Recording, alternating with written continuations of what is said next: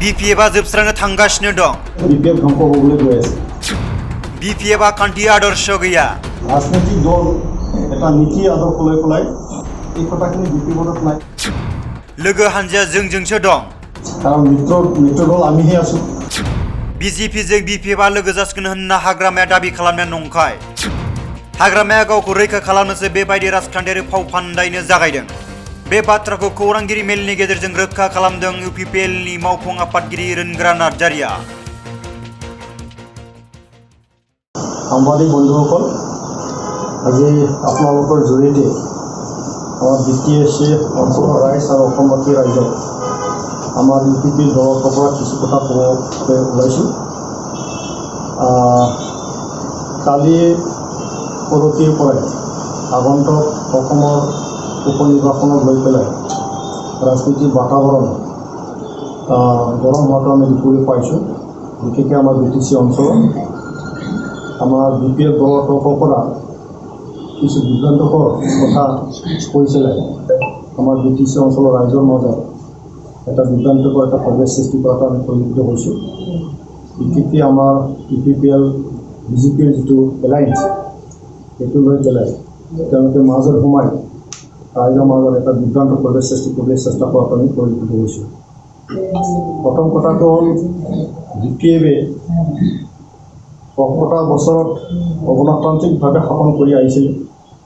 দাদাগিৰি দমনীতি ভ্ৰষ্টাচাৰী তেওঁলোকে শাসন কৰি আহিছিলে আৰু কোনো গণতান্ত্ৰিক পদ্ধতিৰে গণতান্ত্ৰিক প্ৰক্ৰিয়াটো তেওঁলোকে সন্মান জনাই পেলাই কামটো কৰা নাছিলে। যোৱা BTC নিৰ্বাচনত তেওঁলোকে পৰাজিত হৈ পেলাই শাসনৰ গদ্দিৰ পৰা তেওঁলোকে আঁতৰত থাকিব লগা হ'ল আৰু এতিয়া প্ৰমোদ বৰুৱাৰ নেতৃত্বত UPPL BJP আৰু GSP BTC চৰকাৰ চলাই আছে আৰু অসমতো আমাৰ UPPL BJP আৰু NGP মিত্ৰজোঁটে শাসন চলাই আছে।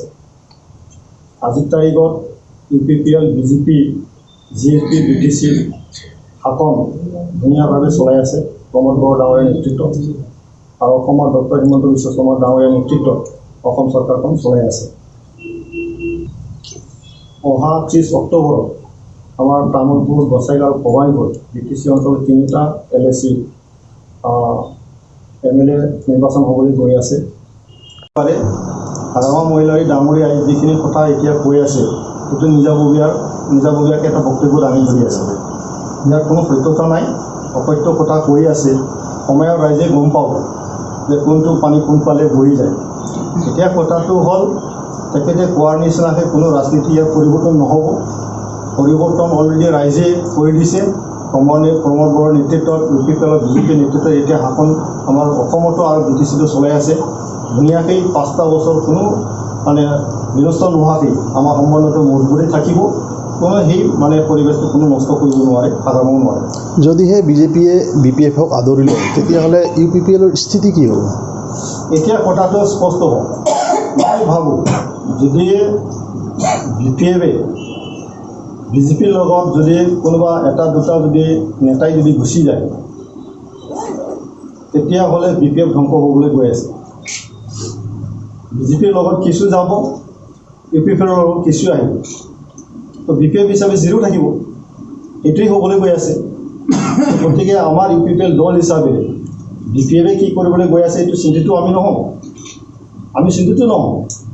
এতিয়া BPFে নিজৰ ৰক্ষা কৰিবৰ কাৰণে কিছুমান অনৈতিক তেওঁলোকে ব্যৱস্থা কৰি আছে আৰু সেইটোকে লৈ পেলাই তেওঁলোকে ৰাইজৰ মাজত বিভ্ৰান্ত এটা পৰিৱেশ সৃষ্টি কৰিবৰ কাৰণে যত্ন লৈছে। ইয়াৰ বাহিৰে একো নাই, যিটোৰ পৰা কোৱা নাই। আৰু তেখেতে চিফ মিনিষ্টাৰৰ লগত কথা পাতিছে বুলি কৈছে। আমিও জানো নহয় চিফ মিনিষ্টাৰে তেখেতক কি কৈছে, ভিতৰত কি চলি আছে আমিও জানো, কাৰণ মিত্ৰ দল আমিহে আছোঁ। আৰু যিকোনো কথা ৰাজনীতিকভাৱে নিৰ্বাচনৰ বিষয়ে আলোচনা কৰিব লাগিলে, ৰণনীতি তৈয়াৰ কৰিব লাগিলে UPPL আৰু BJP আমাৰ মাজেৰে আমি আলোচনা কৰিম। তাৰপিছতে বেলেগ দলৰ লগত BJPয়ে কথা পাতিব। তো গতিকে চিফ মিনিষ্টাৰ ডাঙৰীয়াই হাগ্ৰামা মহিলাৰ লগত কি কথা পাতিছে এইটোতো আমি গম পাওঁ। তো গতিকে তেখেতে নিজাববীয়াকৈ বাহিৰত ওলাই কিনি চিফ মিনিষ্টাৰৰ কথা যদি কৈ লোৱা হয় এইটো কেনেকৈ মানিব পাৰে।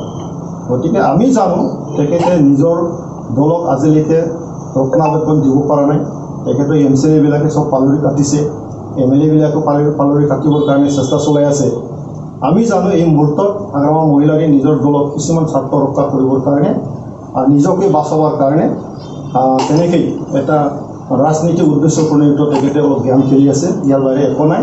গতিকে ৰাইজক আমি স্পষ্টকৈ আমি জনাব বিচাৰিছোঁ, হাগ্ৰামা মহিলাৰে যিটো আদৰ্শ সকলোৱে বুজা উচিত, যে নীতিহীনভাৱে চলাই আছে আৰু নীতিহীনভাৱে সি হেৰাই যাব। গতিকে আমি হাগ্ৰামা মহিলাৰে কি কৈছে কি কোৱা নাই সেইটোৰ লগত আমাৰ কোনো লিংক নাই। আমাৰ কথাটো স্পষ্ট, আমাৰ প্ৰমোদ বড়োৰ নেতৃত্বত BTC-বাসী ৰাইজে সুশাসন ইয়াত পাবলৈ গৈ আছে। সকলো জাতি জনগোষ্ঠীক সমমৰ্যাদাৰে সম উন্নয়নৰ কাৰণে কাম কৰা এটা প্ৰক্ৰিয়া আৰম্ভ হৈছে। BJP UPPL লগ লাগি পেলাই এই অঞ্চলৰ উন্নয়নৰ আমি দায়িত্ব লৈছোঁ। কেন্দ্ৰীয় চৰকাৰ অসম চৰকাৰ একেলগে মিলাই পেলাই এই অঞ্চলৰ সৰ্বাংগীন উন্নতিৰ কাৰণে প্ৰমোদ বড়োৰ নেতৃত্বত ডাঙৰে এতিয়া কামটো আৰম্ভ হৈছে আৰু ভাল এটা চৰকাৰ ৰাইজে পাবলৈ গৈ আছে। ইয়াত সুশাসন পাব, সকলো জাতি জনগোষ্ঠীৰ সমমৰ্যাদা সম উন্নয়ন পাবলৈ সক্ষম হ'ব। ৰাজনৈতিক দল এটা নীতি আদৰ্শ লৈ পেলাই মানে এটা শাসনত বহি পেলাই ৰাইজৰ উন্নয়নৰ কাৰণে দায়বদ্ধতা থাকিব লাগে। এই কথাখিনি বিপদত নাই, বিপদ নেতাসকলৰ তাত নাই। আমি সেইকাৰণে BTC-বাসী ৰাইজে এটা মানে পৰিৱৰ্তন বিচাৰিছিল, বিকল্প বিচাৰিছিল। এতিয়া UPPL বিকল্প পাইছে। আমি সেইকাৰণে এইবাৰ বিকল্প এটা চৰকাৰ আমি পাই ৰাইজৰ মৰম লৈ পেলাই UPPL ধুনীয়াকৈ কাম কৰি আছে প্ৰমোদ বড়ো ডাঙৰীয়াৰ নেতৃত্বত, আৰু সেইটোৱেই হৈ থাকে। আলোচনা কৰি পেলাই হাইষ্ট লেভেলৰ আলোচনা কৰি পেলাই ইতিমধ্যে সিদ্ধান্ত লোৱা হ'ল যে তামোলপুৰ আৰু গোসাইগাঁও UPPLক BJPয়ে এৰি দিছে আৰু ভৱানীপুৰ সমষ্টিত BJPক আমাৰ UPPLে সমৰ্থন জনাই পেলাই আমি কাম কৰিম। ইতিমধ্যে BJPৰ তৰফৰ পৰা গোসাইগাঁৱৰ কাৰণে অশোক সিংঘাল ডাঙৰীয়াক দায়িত্ব দিয়া হৈছে UPPLৰ লগত মিলা প্ৰীতিৰে কাম কৰিবৰ কাৰণে, আৰু তামোলপুৰত ৰঞ্জিত দাস ডাঙৰীয়াক তেখেতক দায়িত্ব দিয়া হৈছে UPPLৰ লগত সম্বন্ধ ৰাখিবলৈ কাম কৰিবৰ কাৰণে, আৰু ভৱানীপুৰৰ কাৰণে জয়ন্ত মল্ল বৰুৱাক দায়িত্ব দিয়া হৈছে। আৰু আমাৰ UPPৰ দলৰ তৰফৰ পৰা গোসাইগাঁৱৰ কাৰণে লৰেন্স ইছলাৰী MLA তেখেতক দায়িত্ব দিয়া হৈছে, আৰু গোসাইগাঁৱৰ তামোলপুৰৰ কাৰণে জয়ন্ত বসুমতাৰী ডাঙৰীয়া MLA দায়িত্ব দিয়া হৈছে, আৰু ভূপেন বড়ো ডাঙৰীয়া ভৱানীপুৰত দায়িত্ব দিয়া হৈছে। আমি যোৱা 2 অক্টোবৰত চিফ মিনিষ্টাৰ হেমন্ত বিশ্ব শৰ্মাৰ নেতৃত্বত BJPৰ তেওঁলোকৰ সভাপতি ৰাজ্যিক সভাপতি ভৱেশ কলিতা ডাঙৰীয়াৰ নেতৃত্বত আৰু আমাৰ UPPL দলৰ তৰফৰ পৰা প্ৰমোদ বড়ো ডাঙৰীয়াৰ নেতৃত্বত এটা প্ৰজাতি দলে আমি আলোচনাত মিলিত হৈছিলোঁ।